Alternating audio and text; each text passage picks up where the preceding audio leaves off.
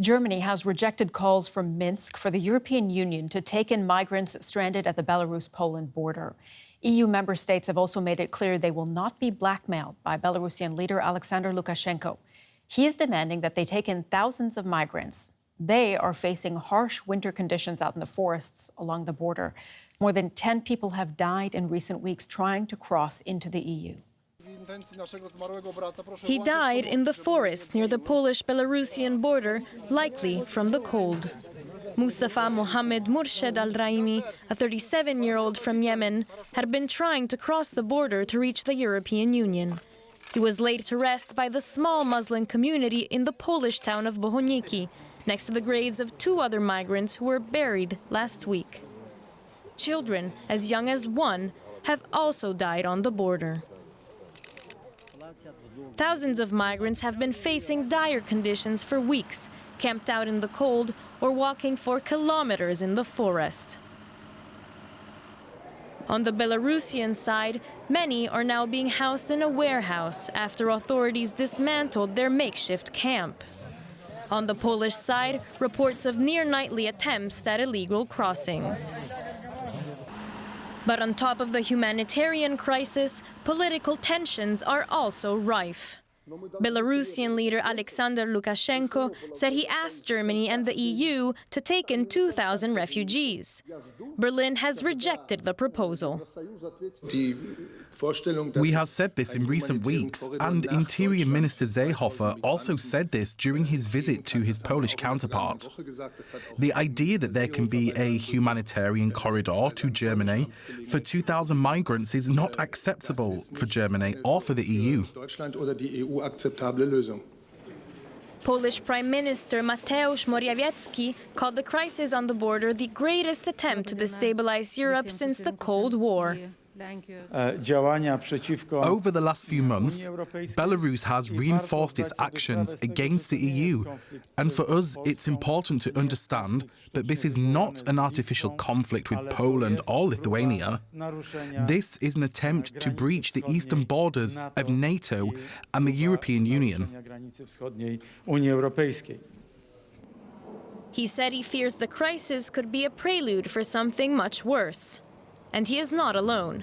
An opinion poll by a major Polish newspaper has found that 55% of Poles are worried the crisis could become an all-out war. We can speak now to our correspondent, Nick Connolly. He is reporting from Minsk for us. Hi, Nick. You have just gotten back from the border area. Tell us what you saw and heard there. What are conditions like for the migrants who are still hoping to cross into the European Union?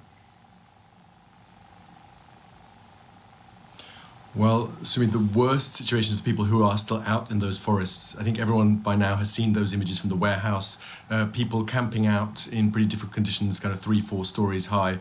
But that is still comparatively bearable if you look at people who have been out in the forests for days, in some cases weeks, and there are still people being taken out from that warehouse, mainly young men, by Belarusian soldiers to try that crossing. And they are effectively trapped because they are behind a barbed wire fence on the Belarusian side, and there's basically just a strip of territory along the Polish border where they're being ferried up and down, often with barely any supplies, writing us basically very desperate text messages and calls on the apps as long as their phones are still working, as long as they still have battery and some connection to the outside world. So no sign really that this cat and mouse game that the Belarusian regime is playing with its Polish neighbours is anywhere near over. The numbers are a bit down, but it continues.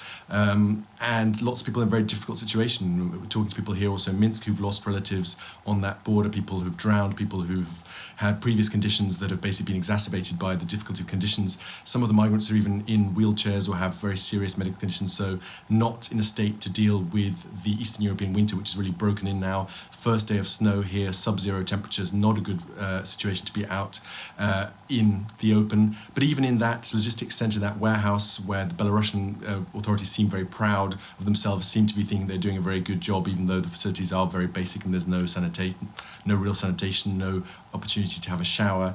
COVID is now spreading. There's the first news now of serious COVID cases, people being taken to local hospitals in a very bad state. And it seemed just a matter of time before that really escalates, given how many people are stuck in a very small space on top of each other, not wearing masks, not really with any regular health provision on the ground there. And we saw that Germany's rejected this proposal from Belarus to take in 2,000 migrants. What happens next, Nick? I mean, how is the situation going to be resolved going forward? That's the million-dollar question. I don't think that the Belarusian authorities for now seem ready to back down and either offer these people asylum here, which would be, an obvious choice given that they say that these people are in such need of support, and Belarus is very keen to show the world that it's doing things for these migrants, everything short of actually offering them a chance to stay here in Belarus rather than sending them on to the EU. Lots of these migrants, most of whom are from the Kurdish areas of Iraq, are now thinking about going back. Some have paid for their own tickets, some are hoping for UN agencies to take them back. But there is a hardcore of younger men who basically have told us that they would rather die here than go back to Iraq, rather than basically come back having wasted often thousands of dollars that they've paid to smugglers and other intermediaries to get here, and that they're going to carry on trying to cross that border, whatever the conditions. So no sign of a resolution now, and a Belarusian regime that really wants some kind of concessions from the European side before it does anything to change the situation. DW correspondent Nick Connolly reporting for us from Minsk. Thank you very much.